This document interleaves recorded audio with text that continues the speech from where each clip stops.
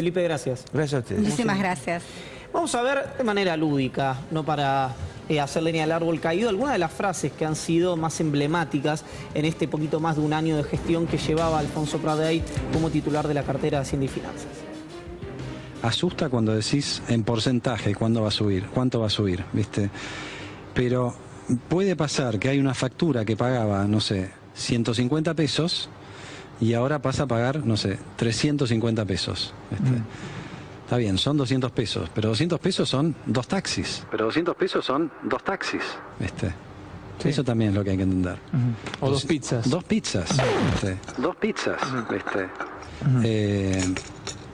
Creo que esa es la discusión que hay que tener. Esta es la discusión sobre el tema tarifario, ¿no? Las 2 pizzas que decía el ministro, no ha sido de las frases más... No, hay agradables. algo que le pasó a Prat, que yo lo hablaba con algunos economistas cercanos al gobierno, que apoyan al gobierno, pero que estaban en contra o que lo criticaban el Ejecutivo por haber puesto al mismo tiempo plazos y objetivos. Dicen, en economía uno se puede poner o plazos u objetivos. Y la verdad que quedó Prat como el hacedor de frases muy descabelladas, si se quiere, como esta, pero también como el inventor de algunas cuestiones que tienen que ver, como por ejemplo el segundo semestre, si se quiere, que en realidad no es solo de él, en realidad es una cuestión de todo el Ejecutivo, pero quedó él, ¿no? Un poco como el que lo había implantado. Exacto. Lo que me parece que tiene que quedar claro en todo esto es que en esta discusión de halcones y palomas, o de alópatas y homeópatas, o de duros y blandos, el más hard, el más duro, el más radicalizado en cuanto a la política económica, monetaria, o cuanto a la cuestión política, es el presidente.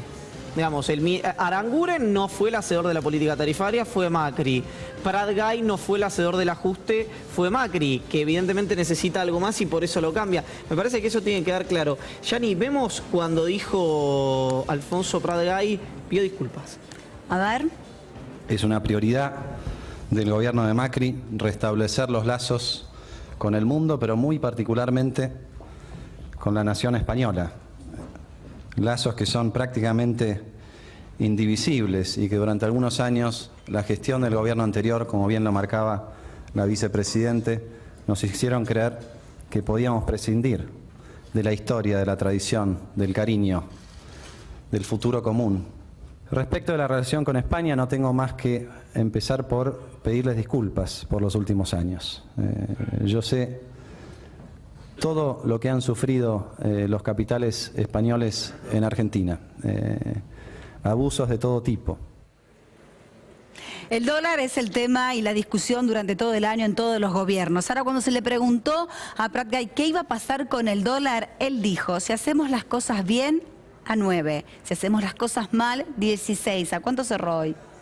15.40 está de Un poquito más de 16 al final. Y llegó a más de 16 pero está ahí la semana alrededor, pasada. claro. A ver qué decía Prat. ¿El dólar sale 9.50 o 16? ¿Cuál es el valor? Y depende de cómo te llames y a qué te dedicas, ¿no? Si sos exportador, entonces... No, pero ¿cuál sería el valor del dólar? El valor va a estar en algún punto entre esos dos, más cerca del 9,5, si hacemos las cosas bien, más cerca del 16 si al que le toca hacer las cosas mal. Más cerca del 16 si al que le toca hacer las cosas mal.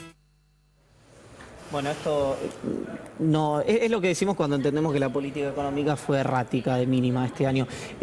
También estuvo Prat en un roadshow, una búsqueda de inversiones en el exterior, con Larry Fink, uno de los CEOs de un fondo, de lo que llamamos un fondo buitre, de los que estaban litigando contra la Argentina, cuando relató una de sus frases más comentadas. Escuchémoslo. I think the dirty job is mostly done. We had budgeted ourselves the first 6 months in office to do that. We knew this was the time when we had the political capital to be spent, and President Macri is very courageous to actually spend that political capital for a good reason. I think the dirty job is mostly done. Esto lo decía el ministro era la sala Simón Bolívar de la America's Society de Park Avenue 680, cuando, en Manhattan, cuando Prat fue a buscar inversiones. El trabajo sucio está hecho, decía el ministro.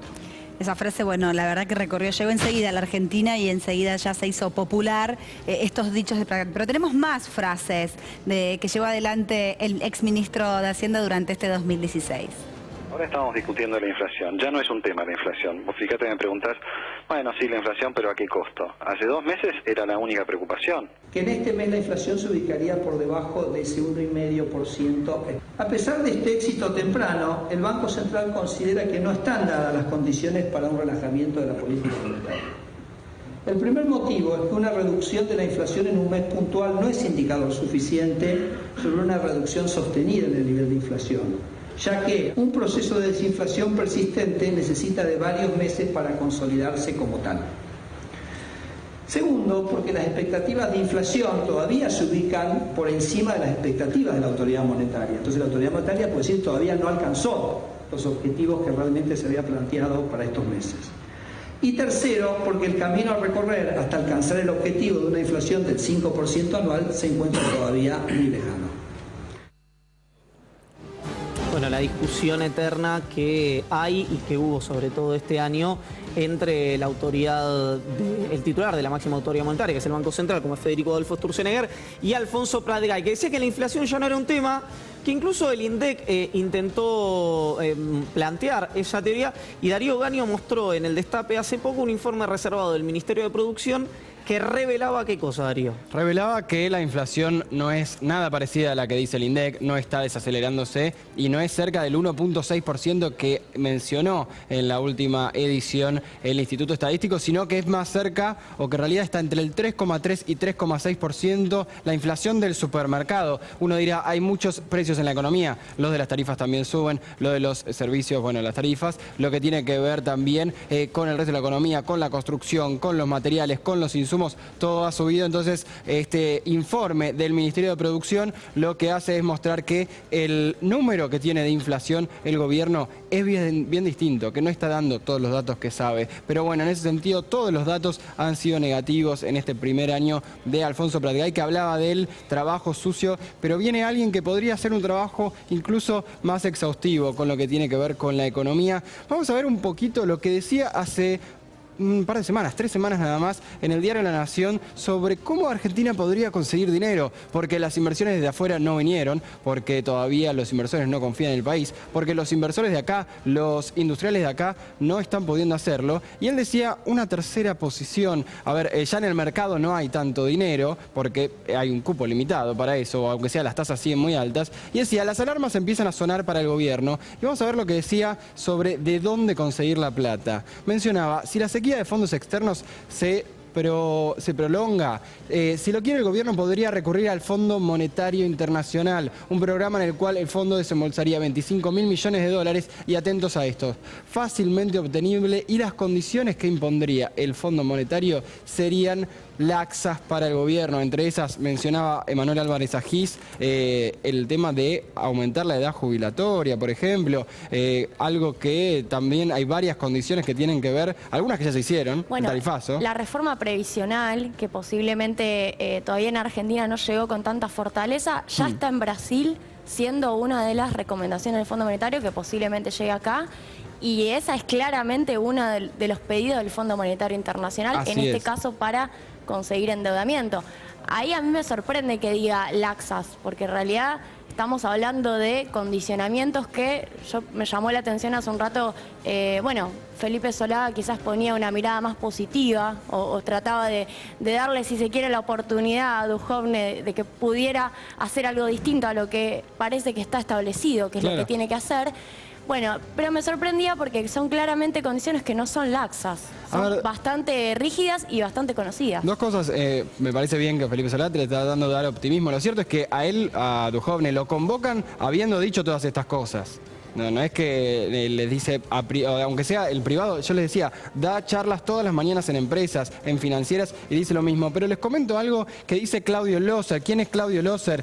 El director, era director del hemisferio occidental del Fondo Monetario Internacional. Sabe mucho, obviamente, del tema. Dice, pensar en esto lo menciona Patricia Bali en el diario Perfil, pensar en recurrir al fondo para financiarse más barato es no entender cómo funciona el FMI. Y dice, si la Argentina va al FMI, es para pedir un programa, y ahí el FMI puede juzgar que el plan de ajuste actual no es conveniente y pedir que se refuerce. Es decir, tal vez el plan de ajuste, es lo que está diciendo Claudio Loser, no es suficiente y hay que seguir adelante. Duhovne en ese sentido tiene un mandato ahí. tiene un mandato, un tipo que fue asesor del Banco Mundial y que hablaba de esa manera del fondo. Un dato político, amén de económico de todo esto, es cómo se empodera, usando un término kirchnerista, Mario Eduardo Quintana y Gustavo Sebastián Lopetegui, los dos vicejefes de gabinete. Porque al estar ausente una figura que no les tributaba poder, como era la de Alfonso Pratgay, que de alguna manera, que fue lo que siempre se le criticó, y para mí era lo mejor que tenía, de alguna manera, que era un suelto, dicho en términos rupestres, Alfonso Pratgay, que al no tributarle poder a estos dos esquemas de Lopetegui y Quintana, generaba esta suerte de malestar. Hoy un colega decía en Twitter que Macri prefería un 5 que se sacrifique por el equipo y no un enganche que quiera que lo aplauda el público, en relación a la diferencia entre un ministro que podía hacer una tarea que genere disgusto en la sociedad, pero que le sirva al gobierno, y no según él, ¿no? Siempre según el presidente, un Alfonso Pratgay que estaba más preocupado por guardar su prestigio internacional que había sabido construir. El propio Marcos Peña dijo en declaraciones hoy, esto es lo mejor para el equipo, ¿no? No dijo esto es lo mejor para economía, esto es lo mejor para el equipo. ¿Eso tendrá que ver con algunas diferencias personales, como decía Felipe Solá, de Pratgay con gente dentro de su gabinete? Vamos a seguir con este tema, chicos, durante todo el programa de hoy, y sin ninguna duda que va a ser el tema durante toda la semana, porque ahora hay que esperar el momento en que hable Pratgay, al menos que haga declaraciones ¿Y qué va a pasar con él, no? Si se va a una embajada, si no... Y sobre todo cuando hable ¿Vendrá Nicolás Lustó de Lustó lleno acá a la ciudad de Buenos Aires para ser el candidato a jefe de gobierno porteño? Sí, Lustó, en 2017 va a venir. La discusión que tiene el espacio de Lustó es si va a ser candidato a diputado nacional o a legislador porteño. Sorprender ahora con los videos.